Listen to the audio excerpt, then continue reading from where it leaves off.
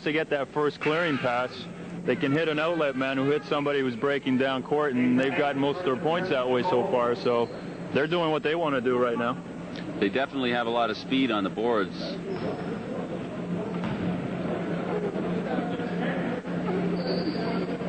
All going into play now.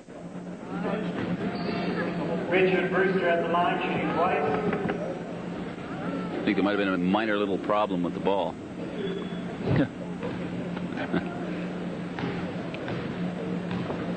The officials today are Bruce Colbert, Dave Jarrett. Colbert, well, let's just say that Dave Jarrett's the taller one.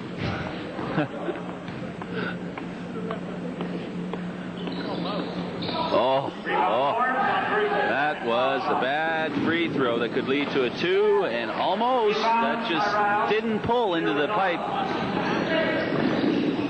There's Mouse doing his thing. He just picked the guy clean, and he's just going to take it all the way. He's quick. He's very, very quick. That's his game.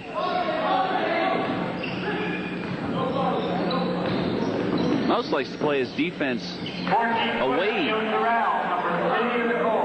Look at that. Beautiful, beautiful defensive play there by number 3, Neil Terrell.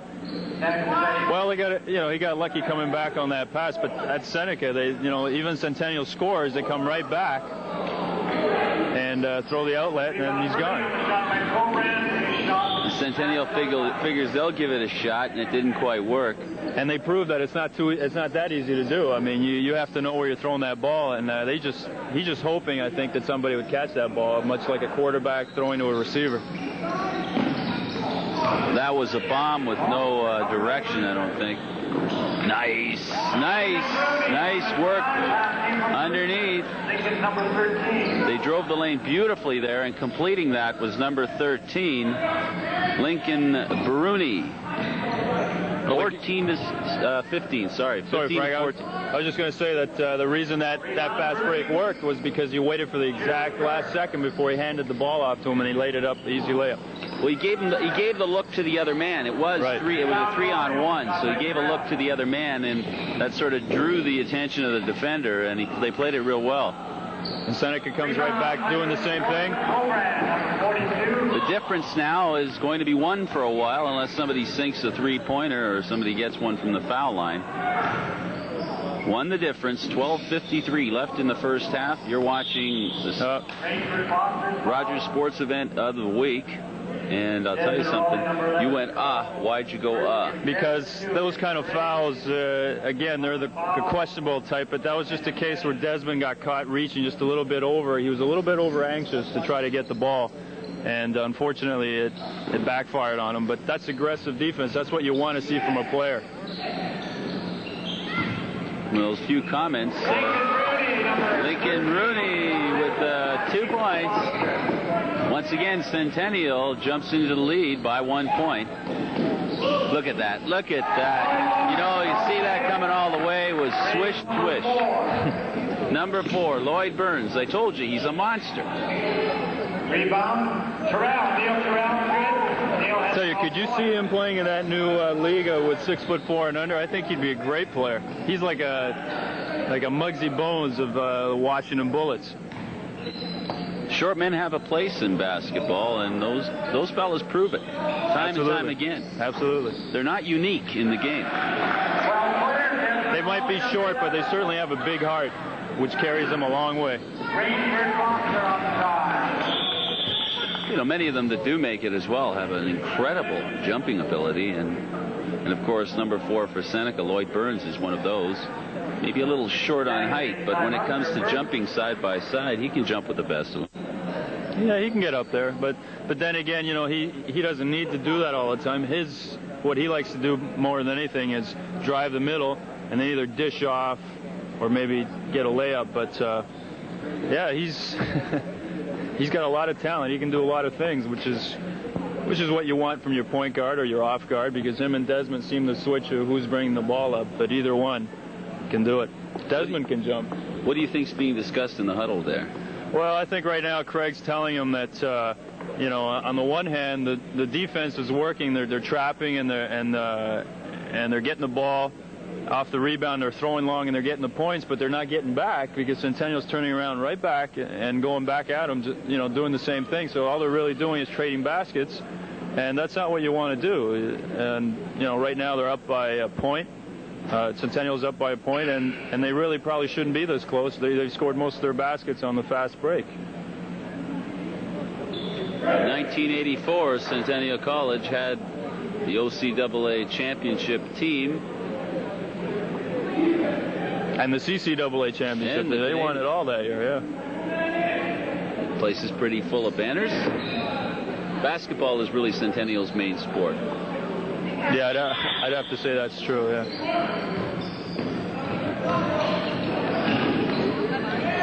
There he is. Mouse going to work. Tosses to the big man. Now it's in the corner.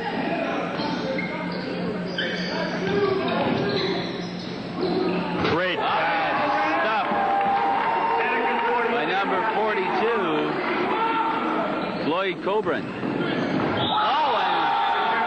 And there's going to be a foul on that play. Coburn coming in to stop this stuff. Attempt by number 23, Richard Brewster.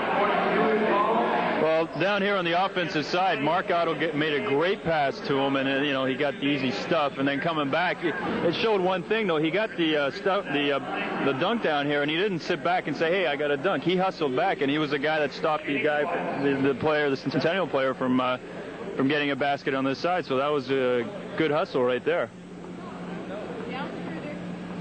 And because he missed the first of the two foul shots, you could say it's a good foul.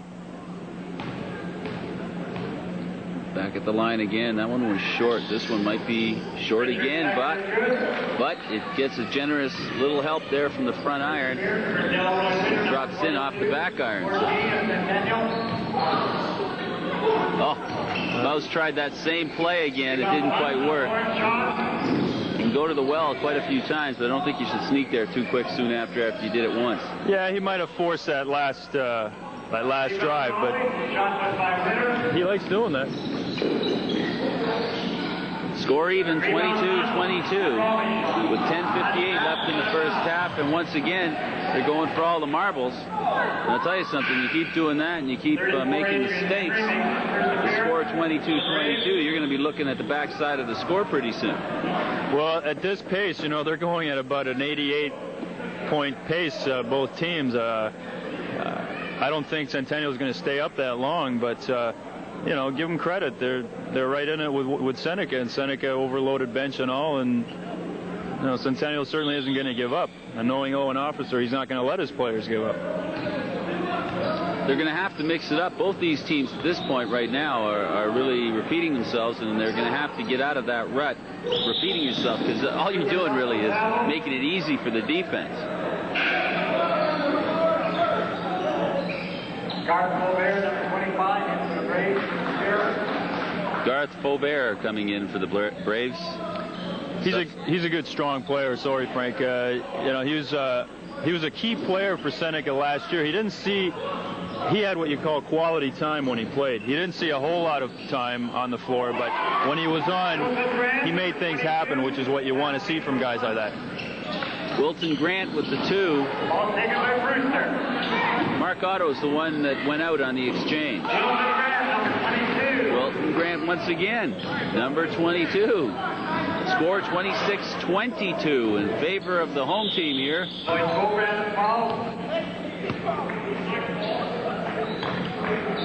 Centennial foul, number 24. I'll tell you right now, Craig, the coach for Seneca, might not show it right now, but I think he's a little bit upset that Centennial's running at his team this well. I mean, like I said, they're getting most of their points off the fast break, and that really hurts. What kind of effect, Claude, or do you even notice before, during, after the game, how many players there are on the opposite team's bench in this situation where Centennial only has 2 men on the bench? Does that ever enter your mind? Do you think maybe psychologically maybe there's a little let up early? Well, the old saying, you don't judge a book by its cover.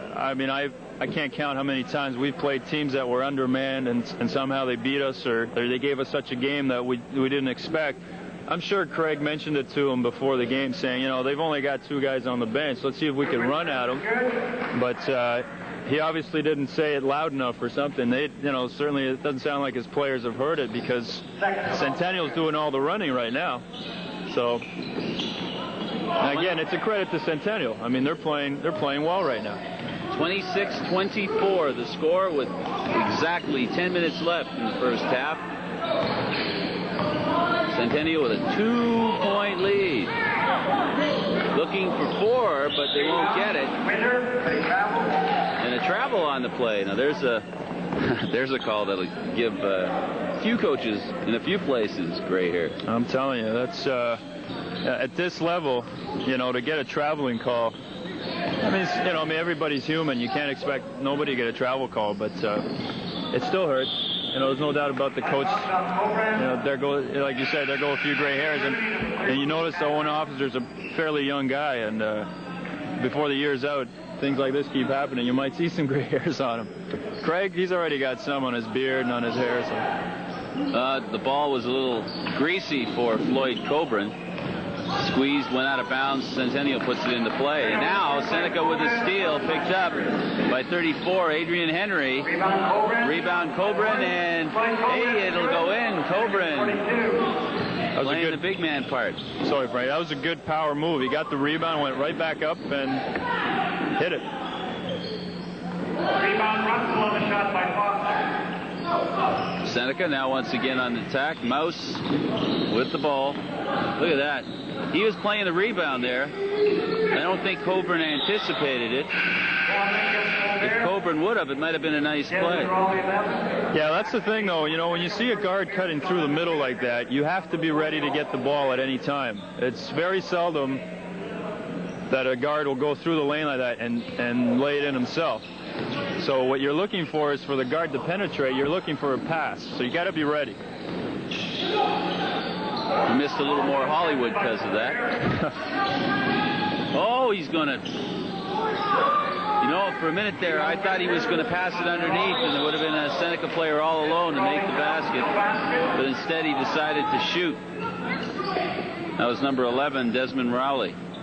Well, for Desmond, that's not a bad shot. That's, you know, that they would say that's his range. Or he likes to drive a lot, so I was kind of surprised he shot the ball there. Rowley gets the steal with some help from 25, Garth Faubert.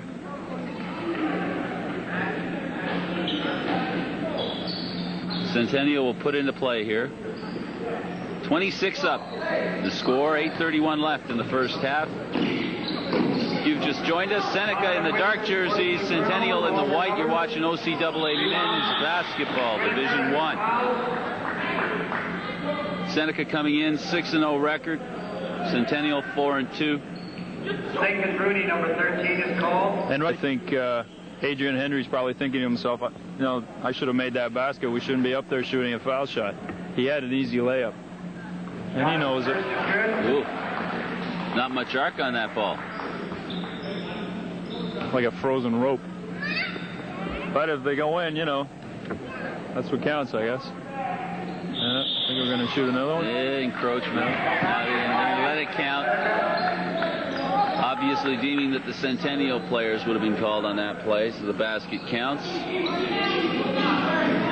No, I don't think they counted it, Frank. I think they called that the Seneca player was in first, which... You're right. The score would indicate that, 27-26. Which will definitely give Craig Williamson more gray hairs.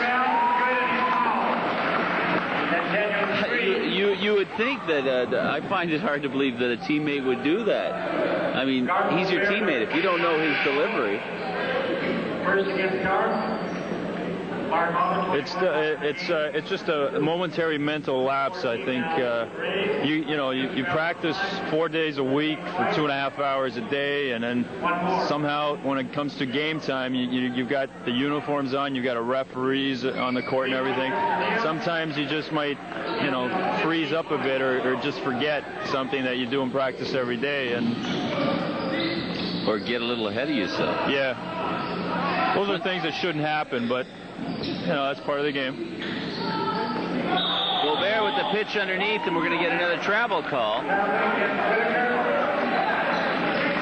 He might have got hit there before he shot that ball. Again, that's a marginal call. So.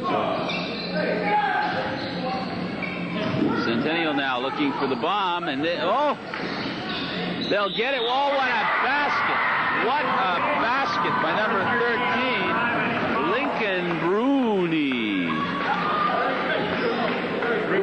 Number 32 is called. He just kind of floated through the key there. Lincoln, one more. Not a bad basket, I guess. Pretty good basket. Yeah. From here, it looked pretty fine. And that was all from a broken play. Yeah. Well, again, that's how Centennial's capitalizing on their fast break and on their broken play offense. They haven't really established an offense yet. They've scored most of their points on a three-wheel type. Can you believe this? Centennial wants to run against Seneca. Here they are with two guys on the bench, and they're going to run them. I think Craig Williamson will probably tell you that's the last thing he expected with only 7 guys, but Owen Officer's got an ace up his sleeve. He obviously feels it'll work, and it has so far. They're up by 3 points, 32-29, and I don't know. I still think time will definitely tell, and will wear. Centennial now moving the ball quickly. Nice play. Oh, and just a hurried shot that was too hard off the glass. It went past the hoop. Underneath. Oh, that was a great pass. Mark, there's another case where the forward wasn't waiting for it, and he should have been, because he knew it was coming. He was so wide open, I think. He thought he found himself too wide open, and that was probably the problem. A couple of the Seneca players had too much butter on their toast this morning. That ball's just slipping right through their fingers. There's a steal again, and a little help, and here he comes underneath. Oh, no Hollywood that time. We had a Ghostbuster there. Nice dish. Nice rip, and now we're going to get Centennial slowing things up now to a pace that possibly will stand them in better stead later on in the game. We've got contact there. Maybe it probably just hit them. Hey, I think we're tired. We've been running for almost 14 minutes here.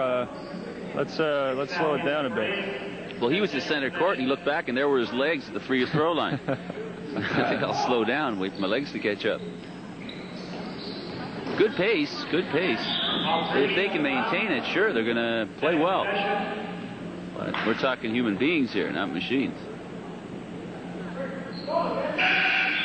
Well, it's like I said, knowing Owen Officer, that's the kind of ball he grew up playing at Eastern Commerce, and then I assume at McGill they used his speed to advantage, and when he played at Centennial and even hanging around assistant coach last year with Ernie Armstrong, which is something Ernie liked to do last year, was a lot of fast break, and he's using it to their advantage right now. There's that time-tested saying, you live by the gun.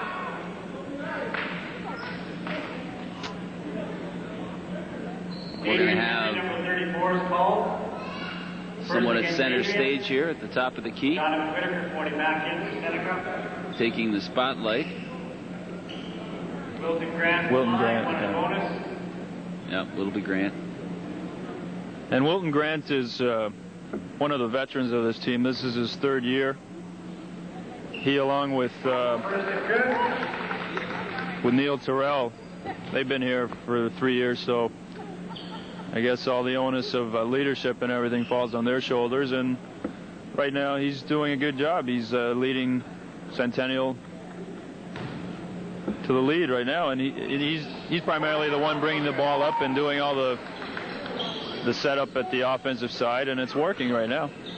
34-29 the score with 5:10 left in the first half. Centennial leading, and tell you something, Claude, you just did a nice prelude to what exactly took place. Look at that, look at that. Basket drops, a 7-point lead with just over 5 minutes left, and a false buzzer there.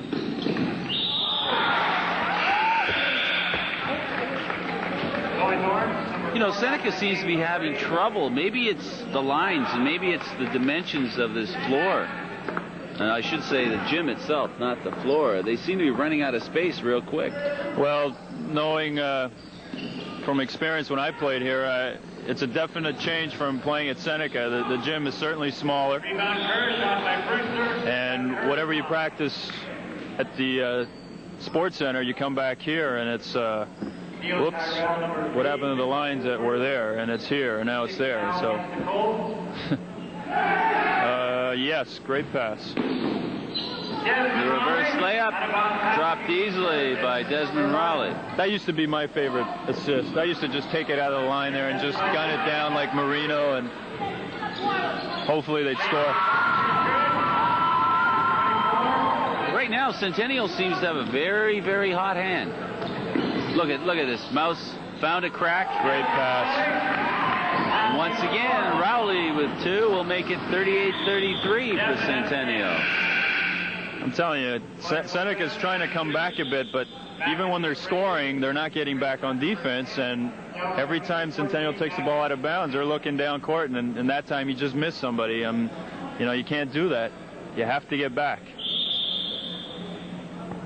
And it looks like Owen's going to give his guys a little break. He just asked their team to call a timeout. So I think more than anything, it's just for a breather. I mean, he's got nothing to tell them that they're doing bad.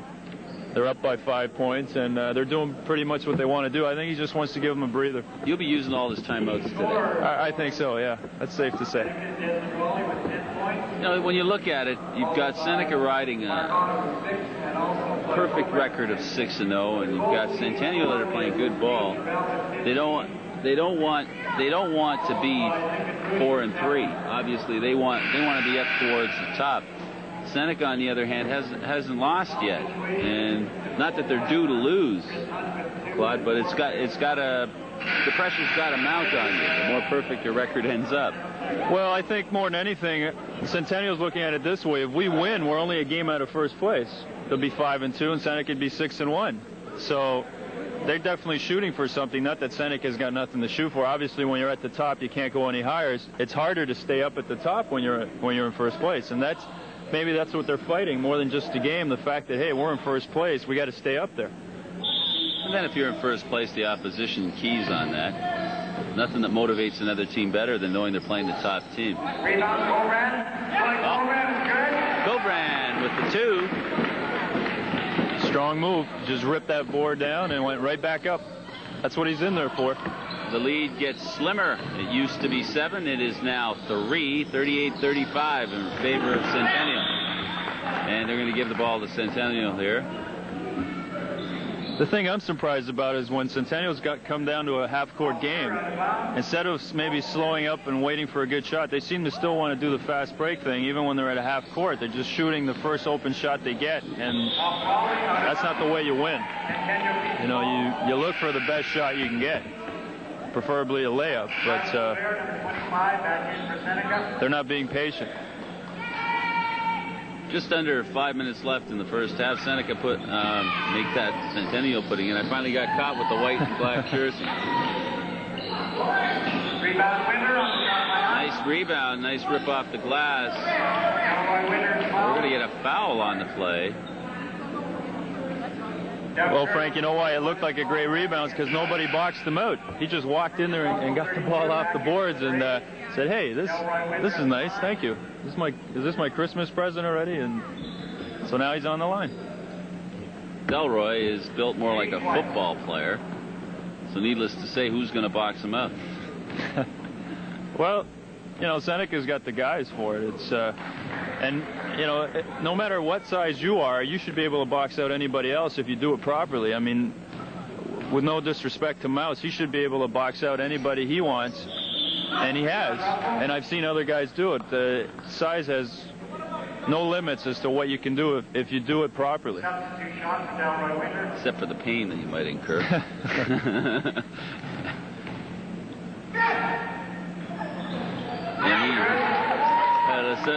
Somebody trying to distract Winter. And it drops.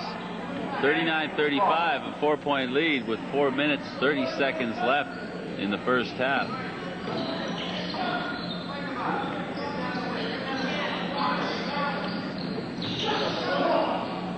Cobran can't find any space, dishes off to Mouse, back to Cobran, and Cobran's rejected, and now here comes Winter, being watched closely by Cobran. I like what Seneca did there. See, they're down by 4 points, but they're definitely not panicking. They're not looking for the first shot. They moved the ball around well, got the shot. It just didn't go. But that's what you have to do. That's the only way you're going to get back in the game. You're not going to get it all back in one shot. So, not unless they start awarding 6-point shots. Well, now you've got the 3-point shot, which I guess is good, but unless you've got a guy that could consistently hit, like last year Seneca had Dave Smith, who could probably do it most of the time. They don't really have that this year. I don't think Mouse is that kind of shooter, and neither is Desmond. So that 3-point shot is out unless they need it near the end of the game. So they have to go. I think their bread and butter is inside. They've got the height. They should take advantage of it. At the line is Faubert. Oh. Rebound Bruni on Colbert's foul shot. Colbert's saying something evil. There's a gremlin at work here, because that looked like it was going to drop. I don't know. I think the rims of this gym have a hex on them, because that seemed to happen every year that I played here with all the guys. Looked to me like more than half the ball was in the hoop. Really? Oh, nice shot, but it'll be a little long. And nice. Boy, aggressive underneath the glass. Taking Bruni is fouled. Was Rooney. Floyd Colbert Draws a foul on his aggressiveness. Lincoln at the line. Well, that time the Centennial guard from the corner, Wayne Brooks, he was left pretty well open, so he decided, hey, I'll take this shot. But even so, they left him open, so you figure somebody underneath should be able to get a rebound. Even so, they still let the Centennial player get in there and get fouled. So they lost twice on that occasion. Centennial cashes in on the bonus and also on an interception there. Nice steal.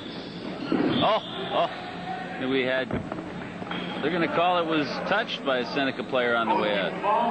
Boy, when it rains, it pours if you're a Seneca fan. When Big Mo is behind you, like Centennial has, things look good. 6-point lead. Largest margin of lead for Centennial was 7. Should they reject Seneca here, they could actually beat that. That one's short. Some cold hands here, and Mouse has his shot deflected, and now we've got 2 referees' arms up. Definitely foul. I think Mouse said, I'm getting tired of this trading basket stuff. I'm going to do something on my own. So there's his heart working for him. You know, might be the smallest guy out there, but he's sure not playing like it. Sort of like playing cat and mouse and having the mouse turn on the cat, right? That's it.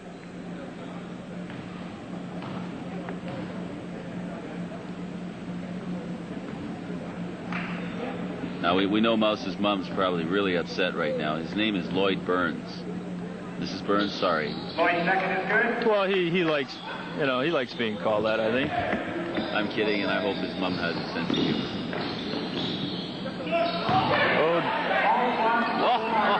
Loose ball picked up, and this is going to be an easy 2 for Centennial by Lincoln Rooney, and they take a 7-point lead, 43-36, and we're coming up towards the 2-minute warning. It's unfortunate, too, because Desmond made a great defensive play to get the ball, and there was nobody else there to help him out, and Centennial turns right around and gets an easy 2.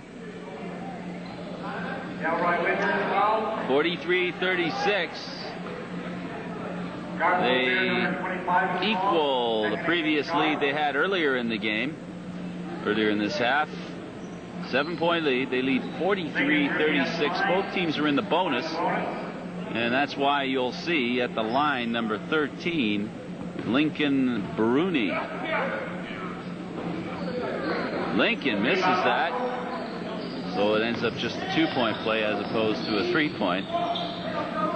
Mouse into the corner. Back to Mouse again. To Rowley. Rowley will move in. Jensen Rowley on the drive, baseline. Jensen has 12.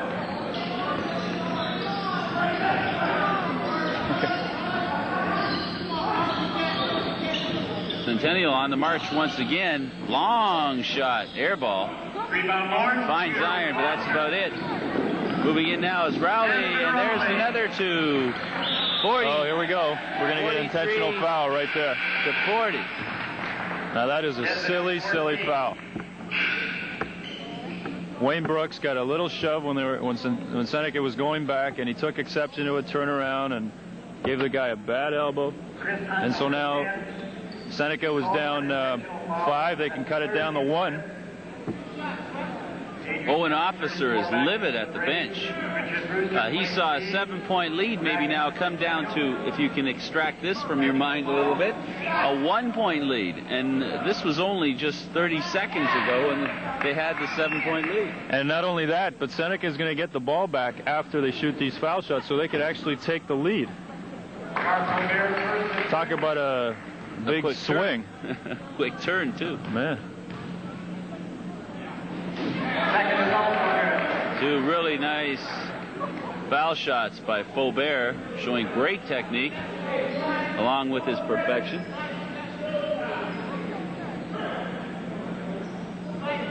I think the Centennial team's looking for some orange paint on the ball because they're convinced that ball must have hit iron once.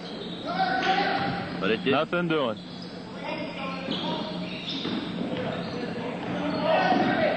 Seneca now, their confidence is back.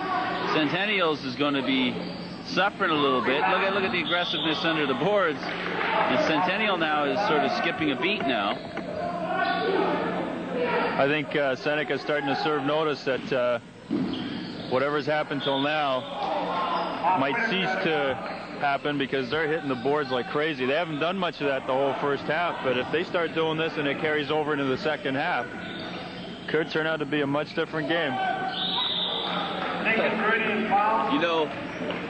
You know, Claude, I was kidding with you about the 6-point shot, but you know something? What we actually saw was a 6-point shot. He took that shot. It was worth 6 points to Seneca. They were behind by 7. Now they're only behind by 1.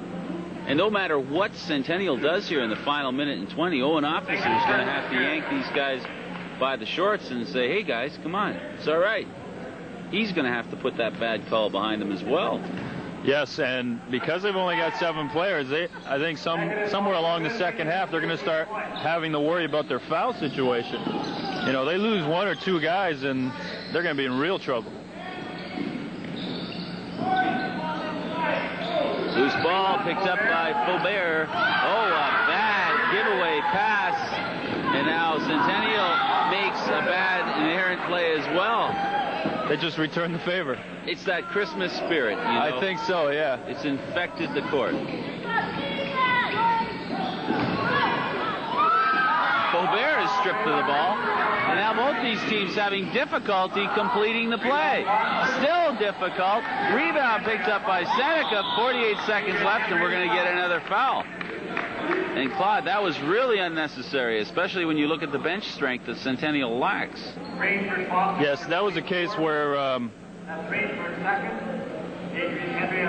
Adrian Henry had the ball already, and there was no need for a Centennial guy to try to go reach for the ball, and especially not in the last minute. You know they're in bonus. You know as soon as you touch them, they're going to call foul.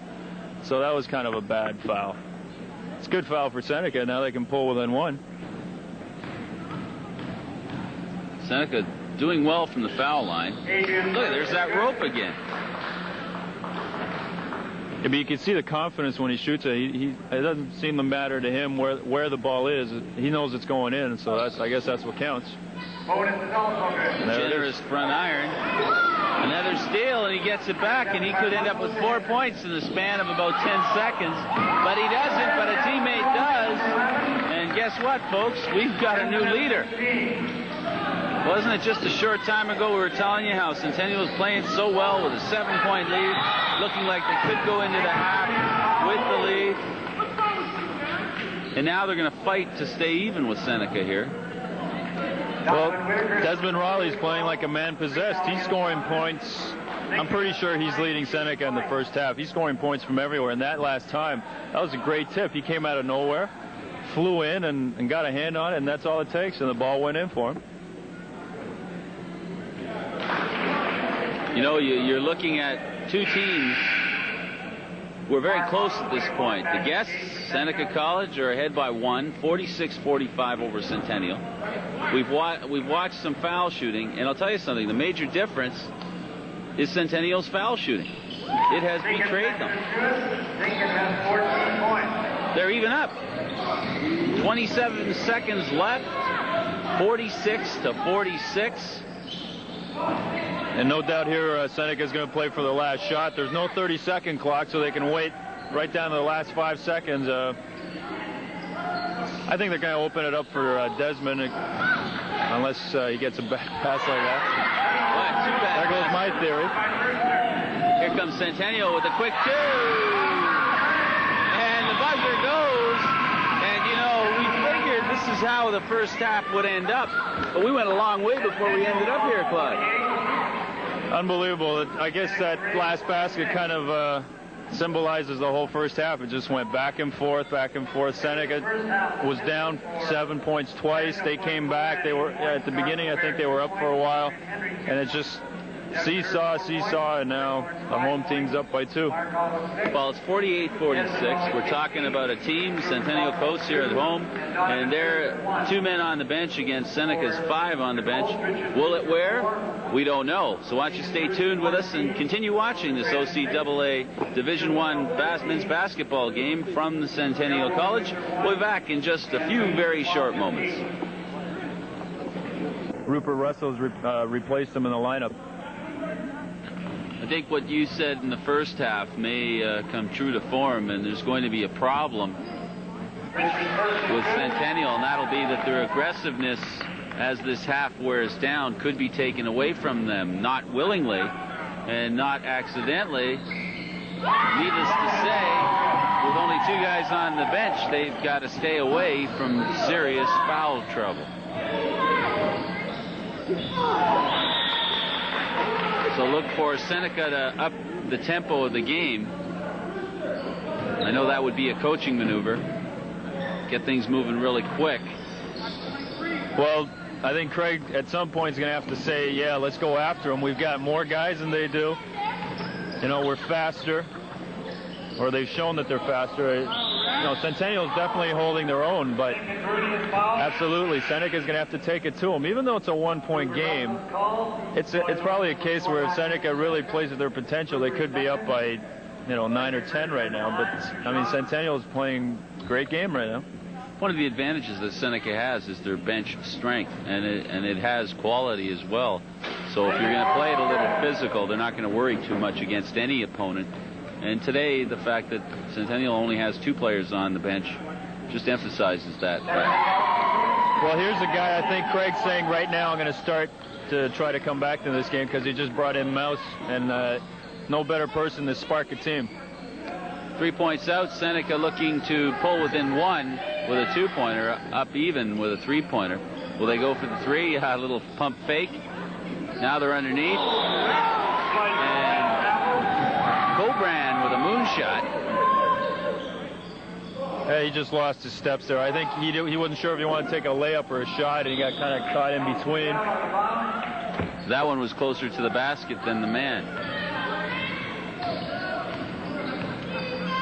Mouse, a little alley-oop pass in the middle of a crowd, unable to come up through it,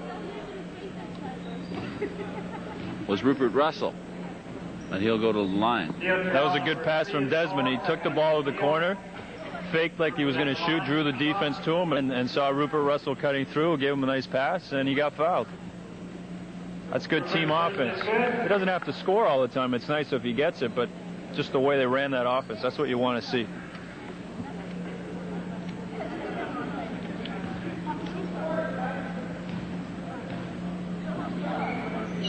Second is also good. So 2 for 2 from the line. The score now, meager difference of 1. The home team, the Centennial Colts, leading by that score with the ball now. Will look to try to work it underneath. There was an air ball by 23, Richard Brewster.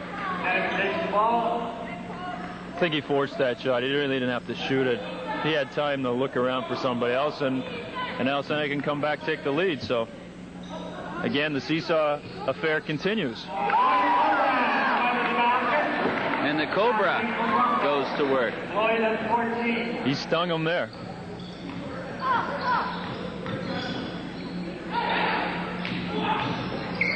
Look at that steal, beautiful steal, and very quickly down court come the Seneca Braves. And unable to drop the Statue of Liberty play was number 21, Mark Otto. He did the right thing there, though, Frank. On a 2-on-1 situation, the guy with the ball is usually the guy that's got to shoot it or take the layup.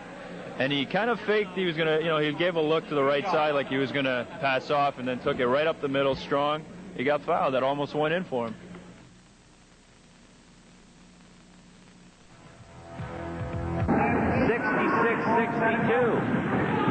Well, like two fighters, you had one of them put the opponent on the mat. There's Mouse. That's his bread and butter. No, you take it. I'll take it. No, you take it. Let him have it. No, he doesn't want it. Give it to him. All right, give it to him. Okay, fine. He's got it. Give it to him. No, throw it out of bounds. This is too confusing. I think so, but there you saw what Mouse can do. He just came out of nowhere and stole the ball away from the guy. Didn't even know where he came from. And that's I'm saying, that's what he's done over and over and over. That's what makes him such a good player. He'll just sneak up behind you, I guess, like a mouse would sneak up on cheese. I assume maybe that's part of where he got his nickname. Maybe not. I don't know. I'm just. Well, he slips through any crack, I think. I'm just guessing. But whatever the case, he has certainly sparked Seneca on, because for the last while it's been their domination. Well, not domination, but they've certainly had the upper hand for the last while. And it's no coincidence that Lloyd Burns is out on the court. Well, Lloyd has a way of confusing defenses, and he creates holes on his own, not only for himself but for his teammates, and it shows in some of the charges that he leads. Without a question, probably the player here with the lowest center of gravity. Sure knows how to use it, though, doesn't he? Sure does. That ball hit a foot, and now here comes Centennial looking to take the lead once again. They won't, because, folks, I'm sorry, I don't care what country you live in, you can't score from the back of the basket. Another shot that just won't go. I think Lloyd tried taking it through the mesh, but the wrong way. I think what happened with Adrian Henry is it's not so much that he was wide open, he found himself too far under the basket. And when you do that and you look up, you suddenly see, the rim's so far back behind you that you saw what happened. He shot it too low, and the ball came flying back. On both sides, Claude, we've had that. What does that tell you? It tells you, I guess, that both these teams now are pressing, because they know the game could actually hinge in these next few minutes, so stay with us, because this is going to be interesting. Well, there's still 10.5 minutes left in the second half. I think Seneca's going back to what they did at the beginning of the game, which was press more. I mean, right at the beginning, it was their game. They were pressing like crazy, and they were getting the turnovers and everything. And I think right now they're pressing and then fast breaking. At the point of turnover, Claude, I'm going to agree with you. If we see the Centennial team go for the bomb, tell right away, because obviously, I have to agree with you. I think they're going back to that original strategy, and they do. There you go. There's the bomb. So both teams coming back. Well, Seneca got lucky right there. Mouse misses the easy shot from the top of the key. The rebound by Henry drops 68-65. Now Centennial knows they can't go to that long ball because Seneca's back. Well, that time, the time before when Centennial came down and they missed, it wasn't so much the case that Seneca was back because they got burned. There was nobody there. It's just that Foster Rainford, sorry. No, I had it right. Rainford Foster. I think he hasn't seen so much playing time tonight. I think he was a little cold, and you could see the way he made his layup. He wasn't too sure of what he wanted to do.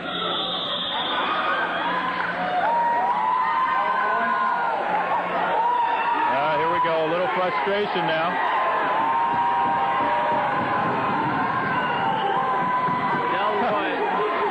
Delroy Winter isn't thinking about playing the game.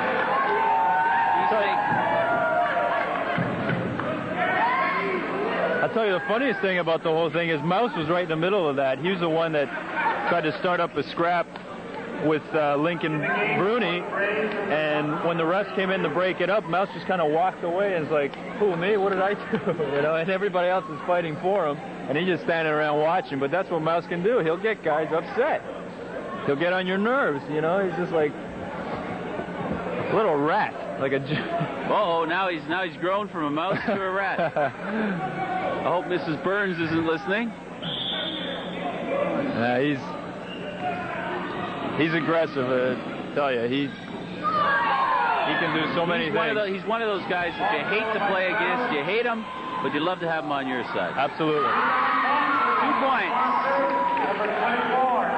Make it 70-67 in favor of Seneca. Seneca with what has to be considered a slim lead the way this game's been going. There you go. And it's going that way. Up to the hoop.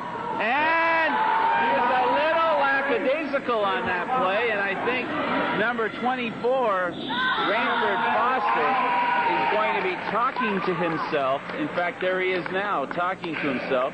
And you want to know something? He doesn't want to listen. No, that's twice. That's twice Rainford Foster blew layups. He basically blew them. I mean, he had the layup. This time, I think he should have taken it off the glass. He decided he'd go right up the middle, and you see what happened. There was no spin on the ball or nothing. It just kind of rolled out dead, you know. And any coach will tell you that you shoot a sure layup off the glass, no matter how high you can jump, because if you can jump high enough, you dunk that ball. But if you can't, if you're right somewhere in between, you just use the glass and play it safe, especially when Centennial needs the points right now. I think what happened there was he found so much daylight, he just sort of got blinded by the light. I think so, yeah. But I tell you, I feel sorry for him. I know that feeling a few times, and that's just the game, you know, and it'll balance out. I mean, the first half, Centennial was hitting everything. They couldn't miss, and now they're missing easy layups. So I think the law of averages is starting to come against them a bit. Sure has. And now what we've got now is a 5-point lead for Seneca, looking to shrink the lead and succeeding. Number 22, Wilson Grant. And Seneca takes the page out of the Centennial playbook, and it plays just the same. Unfortunately for Doug Kerr, that was a bit of a floater pass. It just kind of hung up there. If it might have been a little bit straighter on line, a little more zip, it might have probably got to Desmond a little faster. But you know, that's the fast break. Those are the chances you take when you want to run a fast break. Seneca reverting to ball hockey.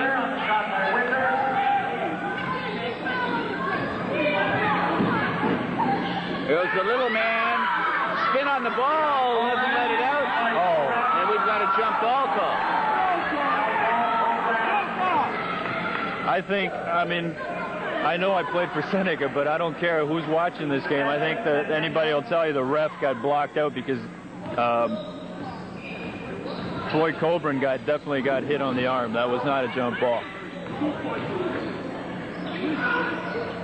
Oh. Hits the hard back pipe, bounces out, rebound picked up by Centennial. They'll go on the attack again. This time it's dropped. So now the score is 72-71, and Claude and I can't emphasize enough. Neither of these teams wants the lead. I'm speechless, I think is what I am. you can't really build up this game and say, well, it looks like they're going to start pulling away now, because it's a 3-point lead for Seneca now, but in about a minute it could be a 3-point lead for Centennial. That's just the way the game's gone. Doug Kerr got that basket on a nice pickup play, and now Centennial on attack. Who's going down? Mouse. And Mouse sinks it easily, 74-71. You can hear the Seneca supporters in the background. And if you could credit, sorry Frank, if you could credit anybody with an assist on Seneca, it would have to be Faubert. He made a great play to save the ball from going out of bounds. I was able to get it off to Desmond Riley, who hit Mouse for the layup. Like a heavyweight boxer, smelling blood on the opponent, Seneca now is really pumping. And if you want to look at the pace of this game, we still have 7 minutes left in the game, and it's already 78-73. And in the time that I was trying to explain one basket, both teams scored a basket each.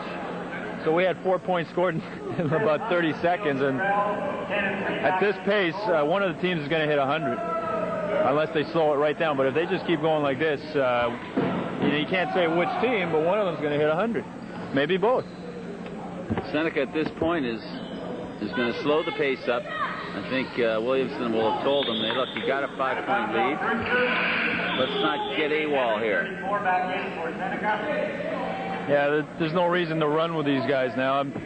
Hats off to Centennial. They've stayed in this game with only 7 guys. They've managed to keep up with Seneca, but now that Seneca's starting to slowly pull away a bit, that's where they have to slow it down and wait for the best shot. This is the largest lead Seneca has had, as we see an air ball by Seneca. So Seneca picking the right time to get a big lead late in the game. But it won't last too long. It just keeps going back and forth. You got to really admire the Centennial team. Well, you know what kind of game it's been when that shot goes in. I mean, that shot hit the rim and just kind of sat there and then fell in. It was so straight. But that's what happens in games like this. Weird shots will go in. Centennial, the quick, and there's the glass for 2. No foul on the play.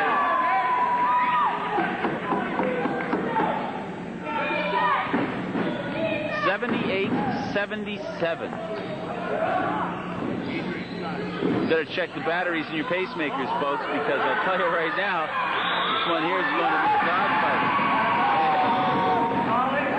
I tell you, last week, George Brown and St. Clair College of Windsor played an amazing game. The score was 101-100 for George Brown. And I said to myself, I would have loved to have been there just to see a game like that. And I think somebody heard me, because I think we're seeing the same kind of game here. And, it might still be that high. Who knows?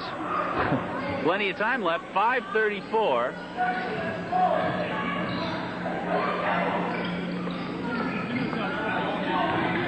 Both teams with $0.75 up on the scoreboard. 78-77. And they're going to give him the basket. Yeah, they're going to give him the basket. No, I don't think so. I think they just called the block. Or one of those funny calls. I'm not sure. I played for years, and I still don't figure out some of these calls, how they make them. It's one of those situations when you're playing. Do I give him the ball or do I take the ball? Really?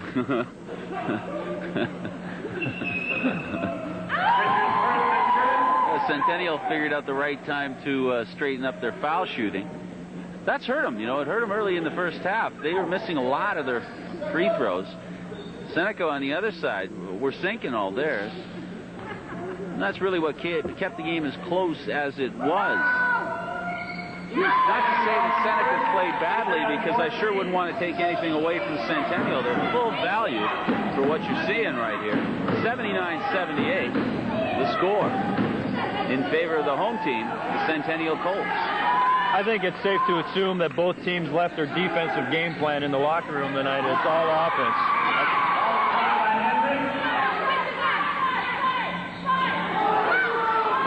That one couldn't drop, and the loose ball picked up by Centennial. Now they go on the attack. There's the shot. It drops.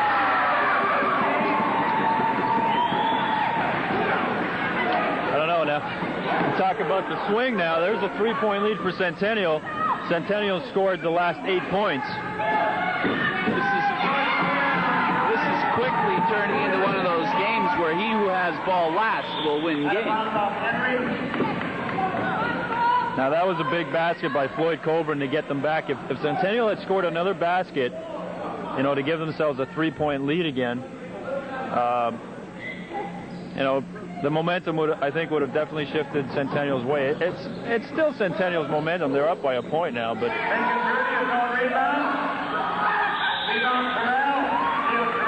Rebound Terrell, and then Terrell is fouled. 81-80. Boy, you just tuned in, folks. You missed your chance to watch a great basketball game. These two teams showing us really a lot of desire and a lot of will, you know. A lot of people undermine and really put down Canadian talent when it comes to basketball. But entertainment is entertainment. And I'll tell you something, if you don't find this game entertaining, find another sport to watch. I'm telling you, this is great. Basketball, I think, is the greatest game in the world, and I might be saying that, you know, a little more sacrilegiously than somebody. How dare you? This is a hockey town. Haven't you heard? Oh, we have a hockey team in this town?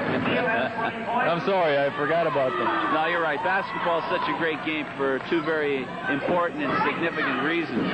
It doesn't cost much to get a pair of shorts and a ball. That's it. It's a people's game. And you can play all day, you know. You can just play all day. Even if you don't have anybody to play with. You can always narrow it down to you in the basket. That's it. And I was going to say, you could practice things like Coburn just was doing there. He was just playing rebound, going back up and got fouled, and you could do that all day. In fact, Claude did that all day. Many years. No, Claude, I heard you were the best on a one-on-none. Well, a lot of practice. I think the basket beat me a lot of times. I wish I was the best at one-on-none. Maybe we would have got some points some games. I don't know. Well, I had fun calling the games you played.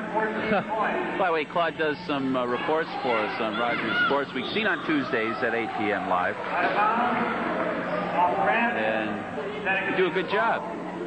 We'll probably lose them within the year. I hope so, for your sake. Well, it'd be nice. And speaking of basketball, I did a basketball report on men's basketball league. You know, after players finish playing college and university, they don't have too many options left. If they're lucky enough to play Olympic or even get a shot at the pros, other people, they still want to play. And one good outlet is men's basketball leagues. And I've done a report on that, and you'll be seeing it, I guess, within the next little bit. Next couple of weeks. Into the corner it goes. We'll get back to this game because it is a bit interesting, but I guess maybe it's just sort of turned us on to basketball, and that's why we sort of went off the basketball tangent. Now watch these two teams, just like two heavyweight fighters. Both have been on the mat. Both have been bleeding, but both have risen off the mat to deal some pretty devastating blows. And here comes another one now. Look at this.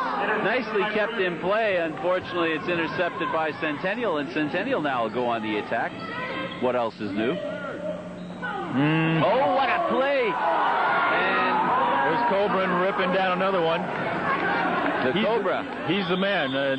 He has to assert himself. Like he's done it most of the night. He's had a couple of nice block shots and all, but he's the one I think they have to lean on towards the end now to keep him in the game on the defensive side. He's getting a lot of the rebounds, and he's hitting the outlets.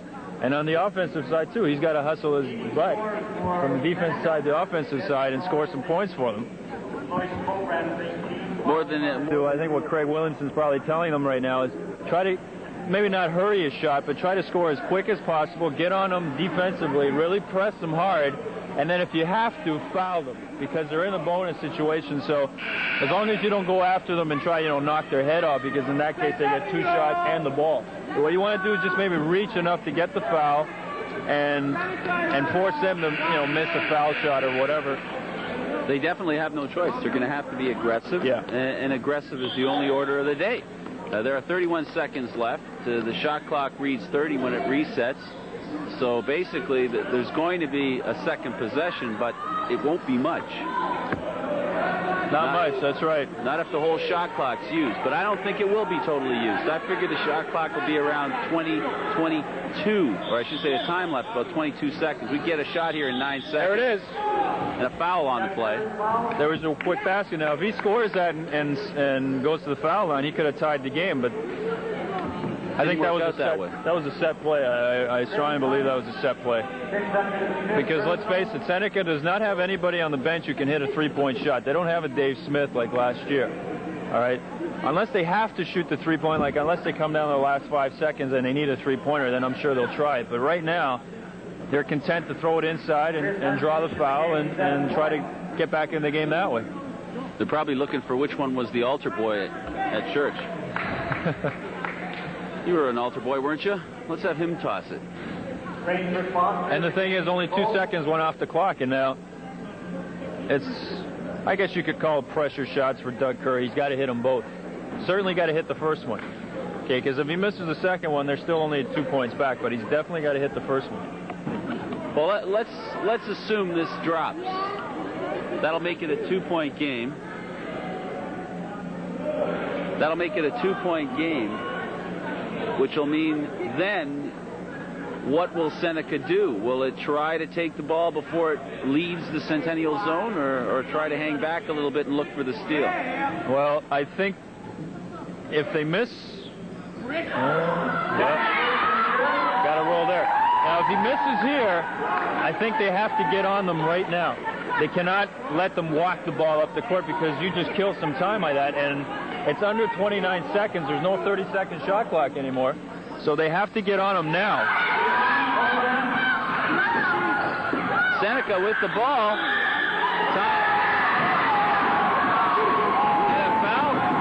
Right now, this is crunch time right here, Frank. They have to get on them and just deny like crazy. Double team. Oh, yeah. Another foul on the play. That foul was on Wilton Grant, and I think that's a good foul because he saved 2 points. All right. Somebody could look at it and say, well, what if Desmond scores a basket and he still got fouled? Well, you got to take a chance like that. Now, Desmond's still got to hit both shots now. And the way Seneca's been shooting from the foul line. But the second one last time was missed. And it almost worked to Seneca's advantage. Will they miss again, and will it almost work to their this advantage? time they've got a chance to tie it. I think he just wants to hit it. And he does. Now they can go back. Now you got to watch this.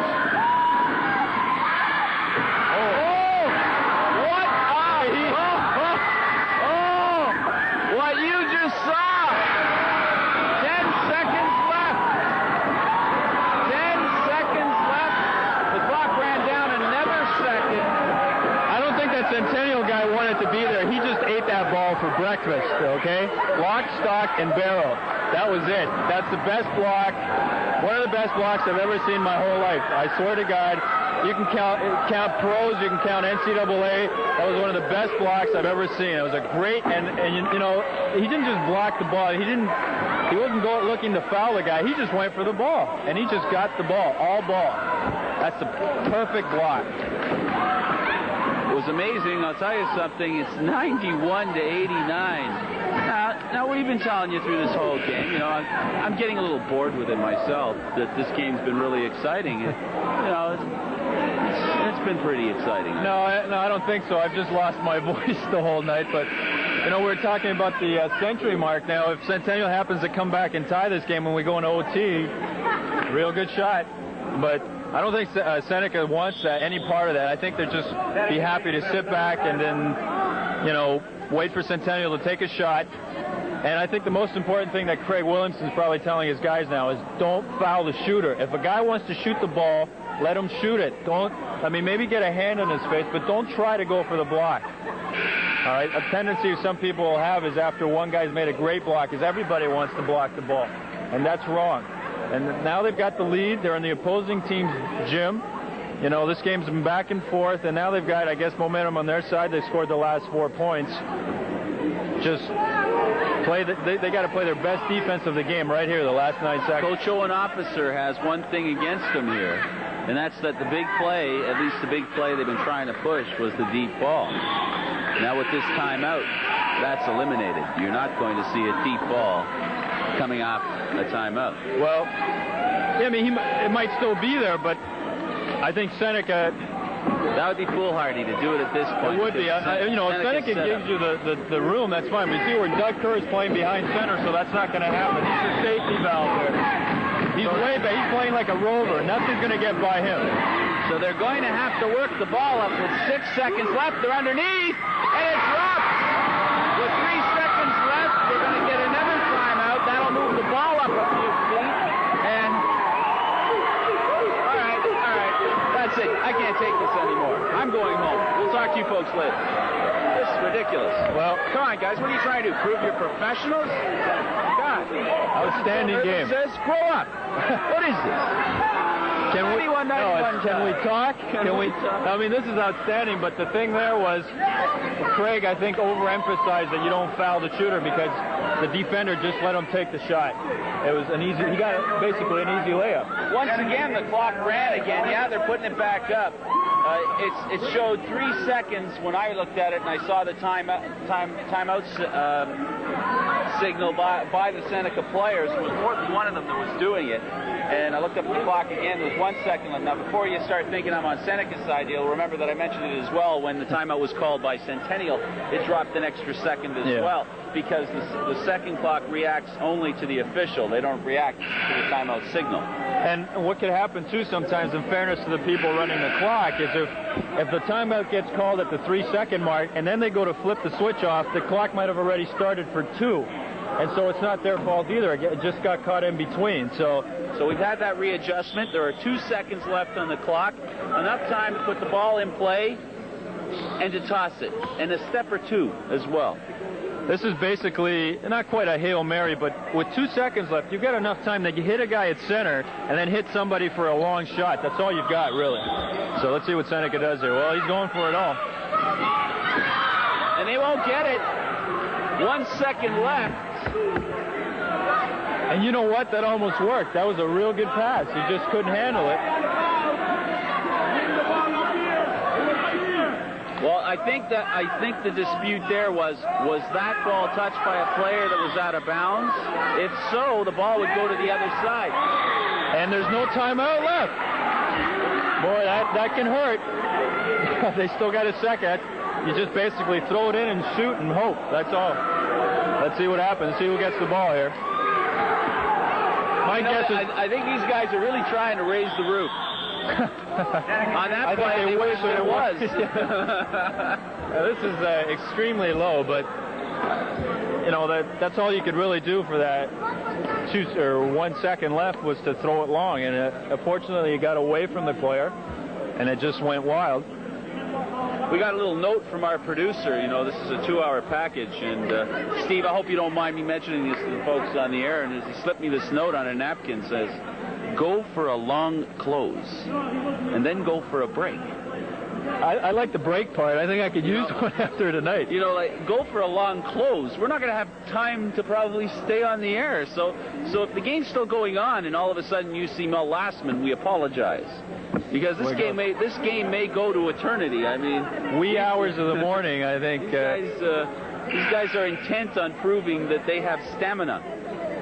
Much like that Washington-New York Islander playoff game last year, went like to 1:30 in the morning. I hope we're not here till then, but it's certainly exciting. I don't mind. It turned into a battle between was it Rudy and Peters? No, sorry, Rudy and Mason. Mason. Yeah. This may turn into a battle of knees against knees because these guys are wearing their legs down real good. It's not that it's been a slow-paced game either.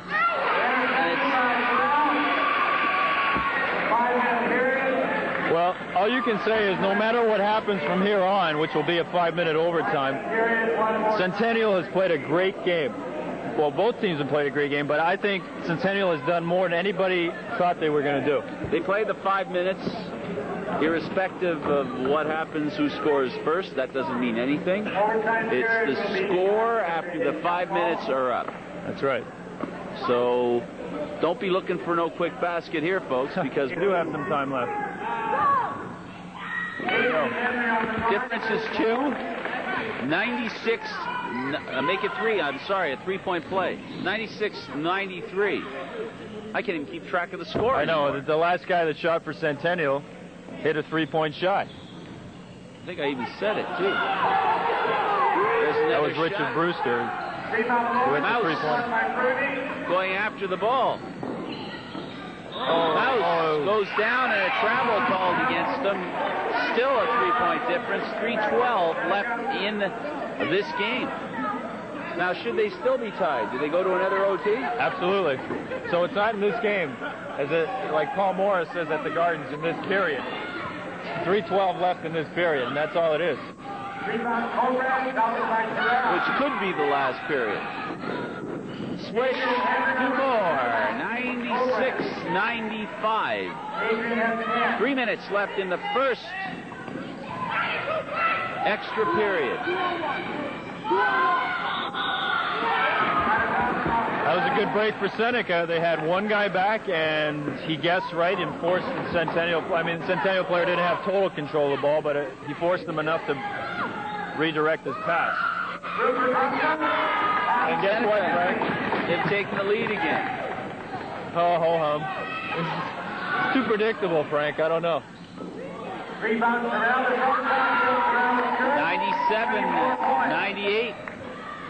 Seneca has the 97, looking for 99. So what's that, like the 1,000th lead change or something? I don't know. I've lost track. Well, I figure there's what? Just under 200 points on the board.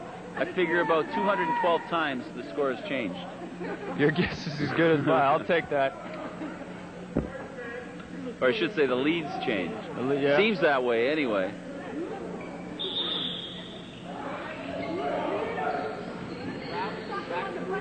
We've had 2 7-point leads for Centennial, both in the first half.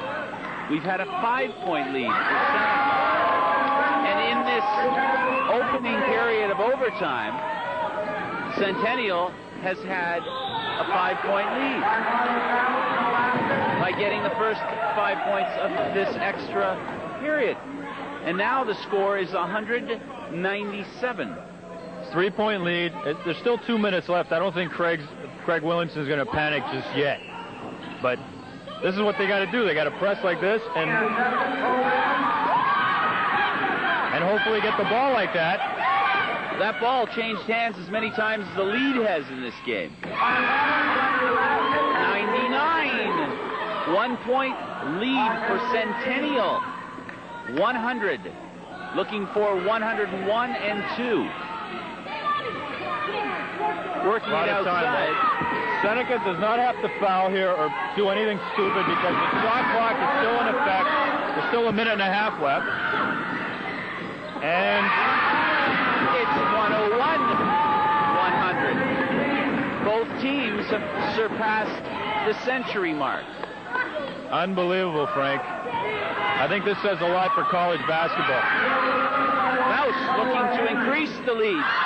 Makes it a real bad mistake. I don't think Mouse will be that upset with me for saying that, because I think Mouse is going to say that to himself tonight while he's lying on the bed, either laughing or crying, staring at the ceiling. And unfortunately for me, my player instincts came out of me when I just said let it go, because Centennial threw the ball away, and the Seneca player, Colburn, was making it look like he was going to go after it, and I just kind of said, let it go. You want the ball back, right?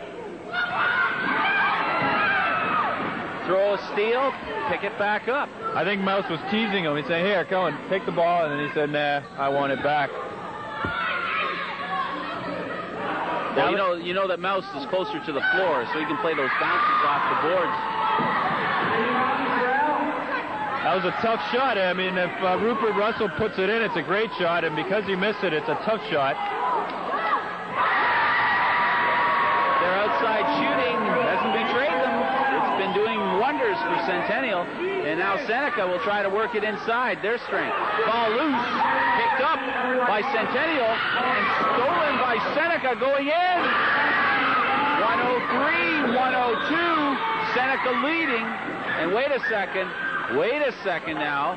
Wait a second. Oh, no. Wait a second. I don't think we're going to have it be 103, 102. We might just see the guests. Yeah, we get the basket. We get it? The basket goes, but what the refs are saying is that through all this yelling, you couldn't hear it, but Centennial called a timeout immediately after the ball went in, and nobody heard it. So the score remains 103, 102. And his teammate didn't hear it either because he threw that ball into play. That's it. Centennial got maybe Humber is kind of pulling away in second place. Who do you look for to maybe give you a challenge? Humber, Centennial, Mohawk. Those are the 4 teams. And then you have Fanshawe, George Brown coming up. They could be a sleeper team that could upset any team at any time. All right, Lloyd, known to his teammates as Mouse, thanks a lot for being the Seneca player of the game. We're going to turn it over to Frank Stanishi now, who's with a Centennial player. Thanks, Claude. With me now is number 23, Richard Brewster. I'll tell you something, your team has nothing to be ashamed of. I know it's hard to take losing a game like that, but why don't you tell us what it was like out there? Well, it was really tough. It was one of our toughest games this season, playing the #1 team.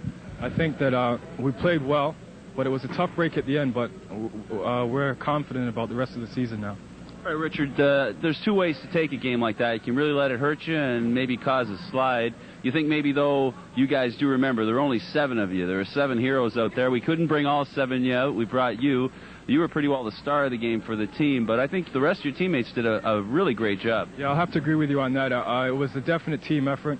Our defense was working, and it just so happened that I got the ball in those situations, and that's what happened.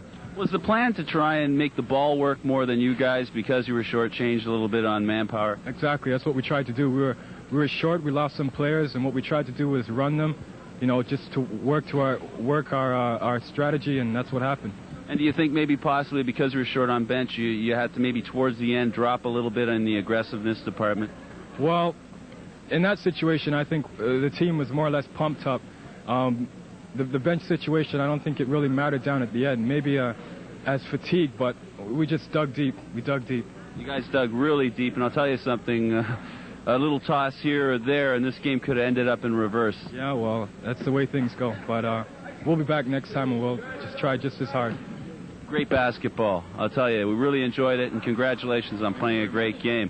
I'll tell you something, there were 7 stars with, of course, this Centennial Colt team. The Centennial Colts put up a valiant effort, but I'll tell you something, as it was told to me, I'll tell you something, it's incredible, Claude. These guys proved a lot out here today. Well, they proved that the OCAA is not a minor league compared to university. I mean, they put up 205 points tonight, and that's not too shabby anywhere. I don't care where you play. Claude, do you think maybe possibly this is something that both teams can use as a positive? Well, Mouse told me that they didn't like the fact they gave up 102 points, so obviously they're going to go back and work on their defense a bit. Obviously their offense probably doesn't need as much polishing as their defense, but certainly they know they could score points. Both teams know they can score points, and both teams know they're going to be competitive the rest of the year. Even though Centennial lost this game, they've only played 7 games. They've got 11 games to go. They're 3 games out. They're still not out of it by any means, so I'm sure they still have aspirations of finishing first. And right. As far as for Seneca, they'd like to stay in first. All right, Claude Feig, thanks for helping out here. Claude Feig, former OCAA basketball player. You were watching today the Rogers Sports Event of the Week, and what an event it was. It ended up with Seneca winning it 103-102 in extra time here at the Centennial Sports Complex against the Centennial Colts. And I'll tell you something, I haven't seen many basketball games that could compare. We hope you enjoyed this one. For, of course, my partner here, my name's Frank Stanishi. Thank you for watching, and hopefully we'll see you again next week.